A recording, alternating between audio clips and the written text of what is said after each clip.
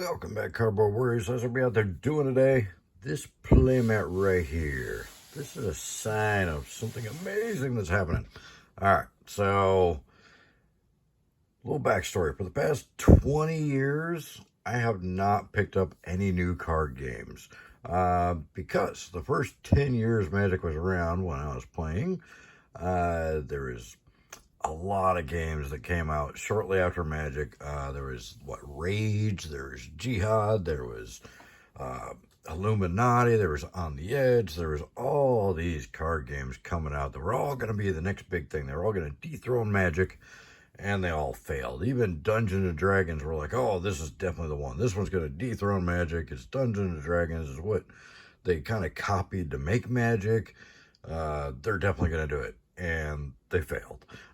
So I bought into a lot of these card games, and they were all just didn't have it. They just didn't have what it took to be a top card game. Even when Flesh and Blood came along, and that was all this hype, I was like, yep, I've seen this before. It's not going to happen. And I mean, it's gotten a lot better than I thought it would. A lot more following than I thought it would, but it's nowhere near like Magic or Pokemon or even Yu-Gi-Oh! But this new game that's just coming out this weekend, Star Wars Unlimited. This one, I know there's been a lot of Star Wars games and they've all failed, but this one's really, really good. This is a game I am actually going to play. I'm going to pick up. I'm going to buy the cards. I'm going to get into playing actual events and stuff with this card game. I got a few packs left over from pre-release. We did pre-release at the store this past weekend. And we only got 8 kits, and every kit sold. I bought one of them for myself just so I could play. And every single player's like, this game is awesome. It's so much fun. I'm going to start playing this game. We've already had a bunch of people asking us if we're going to do weekly, and we are. This game is designed so well. It's going to be a top game, in my opinion. I really think it's going to be a lot more playable than like Lorcana. Even though Lorcana is a real popular game, it's not really the players as much as the collectors. It's people collecting the cards. A lot more like Pokemon. There's a lot more collectors than players in our area. We never get Pokemon events to fire, really. Some other stores in the area do, but we sell a lot of Pokemon cards, but it's all collectors. And same thing with Lorcana. We sell a lot of Lorcana cards, but nobody really wants to come and play. A couple times we've had people in there playing, but it's not something that, like Magic, has this huge player base behind it. But this game is going to have a huge player base, I think. So I did end up winning the event. I was the only one that went undefeated. I went 3-0 in the event. But everybody had a blast. It was a lot of fun, and there's no packs for winning or anything like that. So it's not like I took anything away from any of their players. Everybody got packs for every round they won and everything. So, and everybody was just thrilled with the game. The gameplay is, they fixed all the problems with all the other games, including Magic. They fixed the mana problem that Magic has, and it's not turn-based, it's phase-based. So it's, they do an action, you do an action. They do an action, you do an action. They do an action, you do an action. So you're not sitting there for 20 minutes watching somebody play solitaire with their deck and doing this and that and this and that and this and that, and while you just sit there and watch, or counterspell things here and there if you want to. There's no counterspells, which is another great thing. I hate counterspells. But this game was a blast. I've got 8 packs we're going to open up here. It was the packs that I got for the event, and then a couple, like we had, 3 left over or something. I don't know. We're going to open them.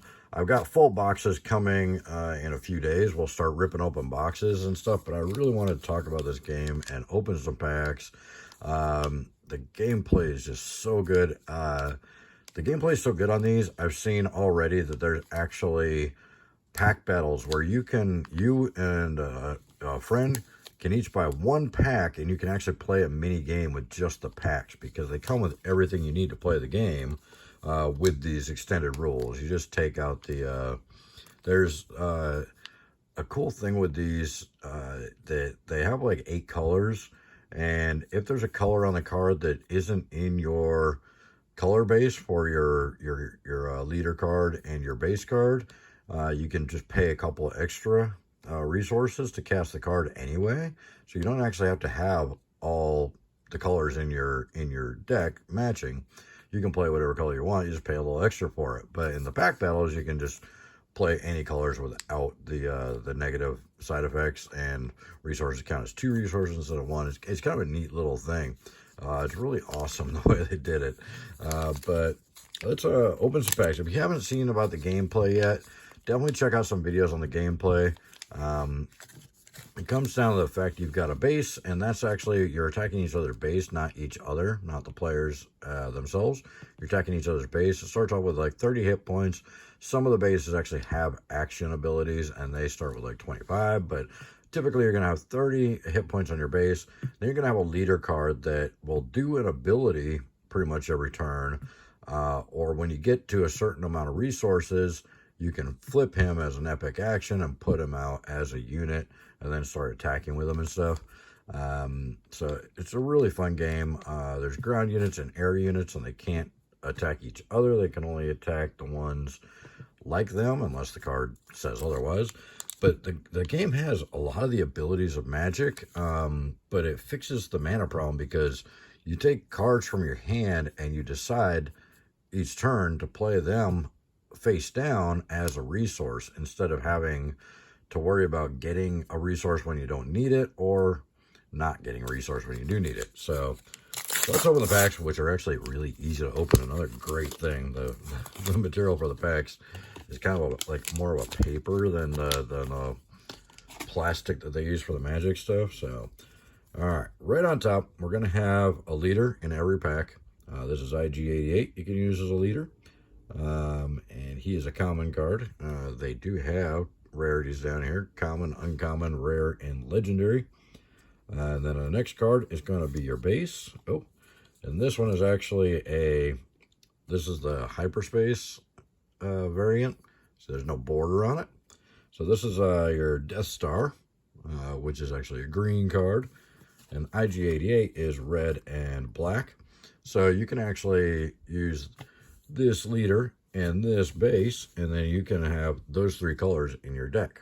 And as long as the cards are only one of those 3 color pips on them, you just pay the normal casting cost. But if it's a card that has a different color pip, which I'll show you here in a second when we pull one, you just pay an extra 2 resources and you're good to go. So next up, we got Steadfast Battalion. He costs 5 resources, and he's a green 5/5 creature with abilities. Cargo Juggernaut, these are all commons. Keep Fighting, that's a tactic or an event. Escort Skiff, that's a unit, another ground unit. And Vigilant Honor Guards, another common ground unit. And a Swoop Racer, another common ground unit. Cell Block Guard, you had another common ground unit, but Imperial. Now we get to another common, the ISB Agent. And now we got another of the Hyperspace, Confiscate. So, Defeat and Upgrade. And then we come to, I think this is uncommons, Bright Hope, Space Unit. And then another uncommon, the Fifth Brother. And Yoda, of course, he's a force unit. So, Jedi. And then we come to the rare, General Krill. And then we got a foil in every pack. This one's a common one, Alliance Dispatcher. So,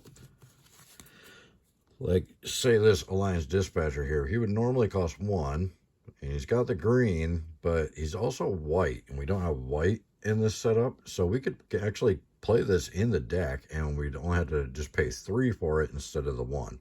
So we can actually cast cards that are not on color, which is really neat. And the resources themselves are not colored. So what happens is at the beginning of the game, you'll draw 5 cards.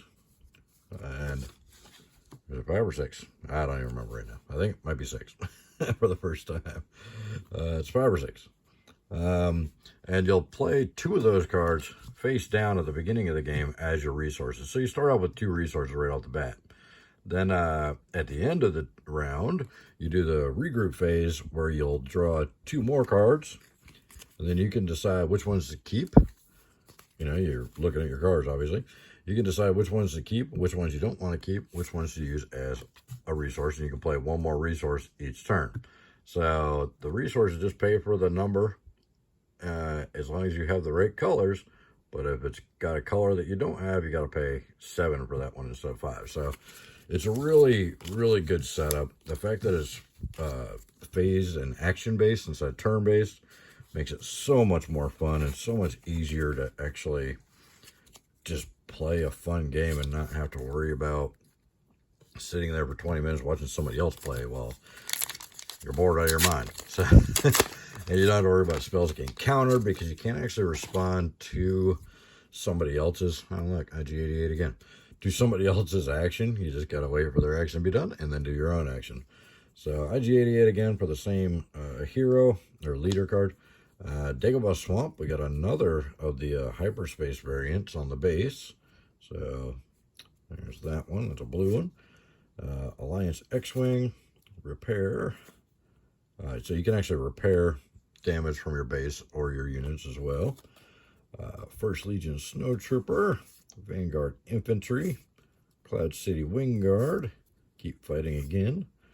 Lothal Insurgent, Confiscate, Surprise Tactic, or Surprise Strike, another tactic. We got our uncommons, we got Bosk, Hard Point Heavy Blaster, Rallying Cry. Then we get to our rare is Chopper. That's pretty cool. And our foil is an escort skiff, but this time foil. So there we go. There's pack number 2. Yeah, the game is, the way they designed it, the gameplay itself is so much fun. I know this is a long video, babbling about it, keep repeating myself, but let's see what else we got. We'll kind of rip through the rest of the bags a little faster. Director Krennic for the leader in this one. And here's how the bases normally look. There's Echo Base from Hoth. They normally have the regular border on them. Oh, I see something fancy in the back. Alliance Dispatcher, Steadfast Battalion again, Vigilant Honor Guards. It's only a 252 card main set for this first one. Jetta Agitator, Snow Speeder, Gladiator Star Destroyer, Cell Block Guard, ISB Agent, Carillion Fighter. Hey, like it's a Millennium Falcon-ish. All right, uncommons the forces with me. Good old Troot. Outmaneuver. Admiral Piet. I had no choice. And then it's an uncommon, but it's the the hyperspace foil. It's the extended art foil. So really cool looking attack pattern delta there. The cards themselves look amazing. The quality seems really, really good on these. I haven't really seen any quality issues so far. So they do seem to be built really well. Oh, Admiral Thrawn. This leader is so good. He's a rare leader. Got a little R symbol down there. I played against him at the pre-release. That was a tough game because he looks at the top card of both players' decks every single turn. So yeah, he's really powerful. And he flips into a 3-9. He was a little hard to take down once he got out there, but I managed to figure it out. Nope. Uh-oh. Death Star down. Death Star down. It's one of the original movies. The Death Star fell. Oop. So we got another Command Center Death Star. Alliance X-Wing. Repair. Wampa. Wampa I got in my pre-release deck. He was fun. Super Laser Technician. This guy's really awesome because when he gets killed, you can put him into play as a resource and ready it, so you can use it right away. Cloud City Wingguard again. Spec Force Soldier. Snapshot Reflexes. Lothal Insurgent again. Confiscate. General Veers in our uncommons. Inferno 4. That one's really strong. I had that in my pre-release deck. Greedo. And then our rare is Bombing Run. And we got an ISB Agent Common Foil. So if you haven't checked this game out yet, I definitely think you should give it a shot. At least do a pre-release or a draft or something. Jyn Erso, she's fun. A little more aggro, a little faster. Another, well, Only got one regular border base so far. All the others have been the hyperspace. Disabling Fang Fighter, Strike True, System Patrol Craft, Green Squadron A-Wing, Recruit Supply, Wilderness Fighter, Volunteer Soldier. This one isn't any colors, so it works in every single deck. Just pay 3. Asteroid Sanctuary, Viper Probe Droid. These things are actually pretty good. They look at your opponent's hand. They're a 3-2 for 2 right out of the gate. Star Wing Scout, Cannon Jarrus, Smuggling Compartment. We got a base in the rare slot, the Energy Conversion Lab. So this is one of the bases that starts off with only 25 hit points because it does have an epic action built into it. Let you cast a card that costs 6 or less from your hand and give it ambush for the phase. So, and then we got Admiral Ozzel, the good old rebel spy there, an uncommon hyperspace foil. All right. You're not a true Star Wars fan if you don't think that Ozzel was a rebel spy. All right. Here we go. Grand Inquisitor for our leader.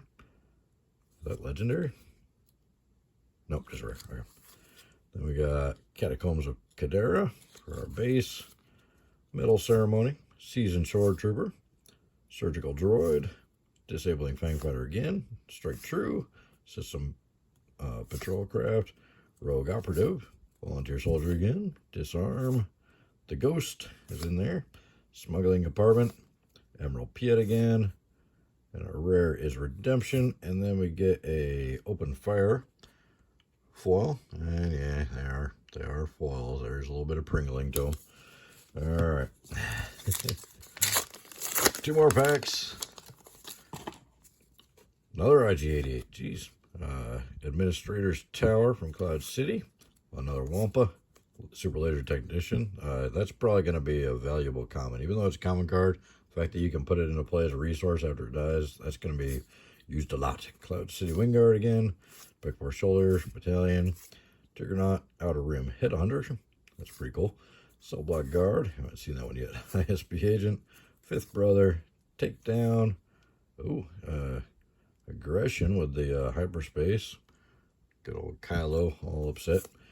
And Saw Gerrera for the rare. And a common, or uncommon, Rogue Squadron Skirmisher in foil. All right, last pack. All right, what do we got? Oh, we got Leia Organa. There we go. She can do her epic action at only 5 resources. And she turns into a 3/6 with Raid. Command, another Death Star.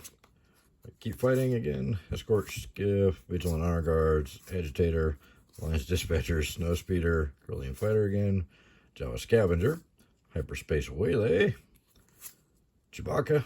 Chewie's good. I got a Hyperspace Chewie in my main deck. The leader card Chewie, though, not this one. Overwhelming Barrage, Sabine Wren. She's her leader cards are really good. Bodhi Rook, and Homestead Militia for a common foil at the end. All right, I don't think we got any legendaries in there. So, but a lot of good rares, a lot of good hyperspace foils that are pretty hard to come by. So, there you have it.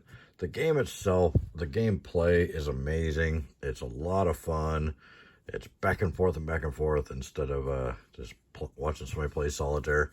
The mana, there's no mana problems. The mana is fixed in this game.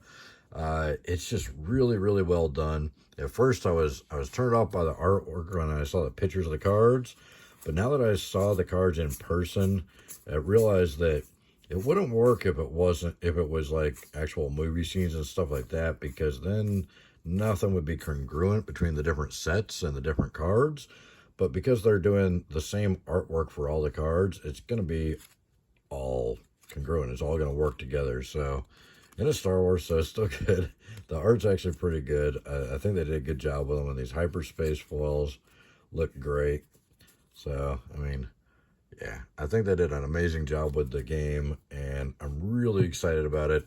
This is the first game in 20 years, aside from Magic, that I really thought was worthy of my time and money. So I'm going to be putting a lot of money into the game, and I'm going to start playing it and building decks and having a blast with it.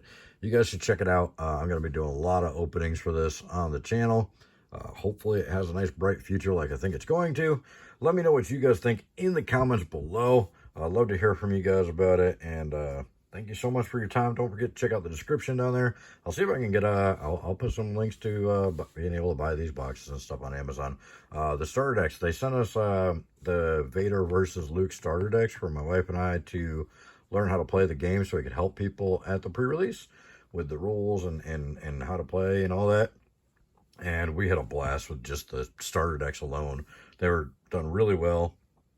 It was a lot of fun. So I know most of you are hardcore Magic guys like I am, and girls, but definitely give this one a shot. Even if you're not a Star Wars fan, if you just like trading card games, it's just really, really well built and well designed, and it's so much fun to play. So check it out. Let me know what you guys think, and hope to see you guys in the next one.